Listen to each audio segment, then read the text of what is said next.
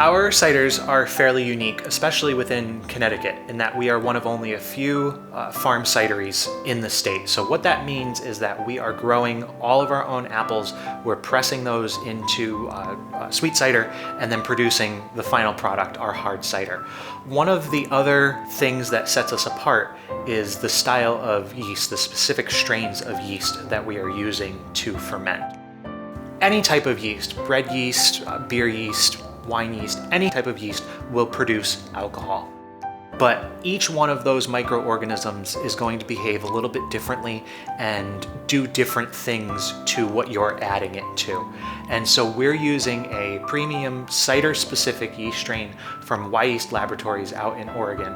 And they have really worked with us to perfect what we want our end result to be and to cultivate, to culture a yeast that does that for us. It really gives us a lot of control. We're pollination to pressing and we're blossom to bottle, in the sense that we have control over every point of that production process, and it really allows us to make sure that every cider that we put out is a high quality, really meaningful and tasty hard cider. I think we take care in our harvest especially that we typically wait a little longer to harvest the apples.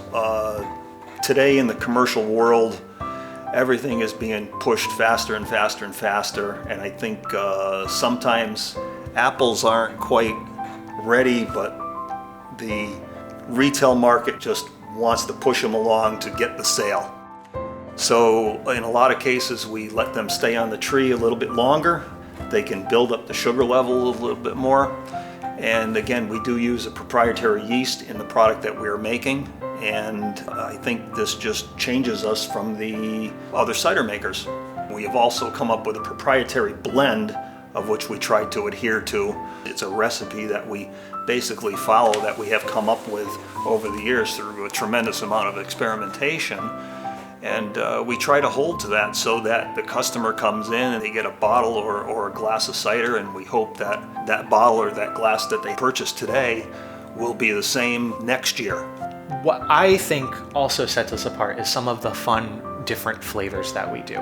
We try to be innovative in that regard, and so we've done some more traditional styles. We have our New England Dry, which is your quintessential New England style hard cider. But we've done some different stuff, such as our Z-Star single varietal. That uses just Z-Star apples. We've also done some different blendings of ciders. We produce what we call our winter wassail. It's a Honeycrisp base, but we're adding a little bit of cinnamon, nutmeg, and ginger to it. And that is just in that rustic New England winter, it tastes like home.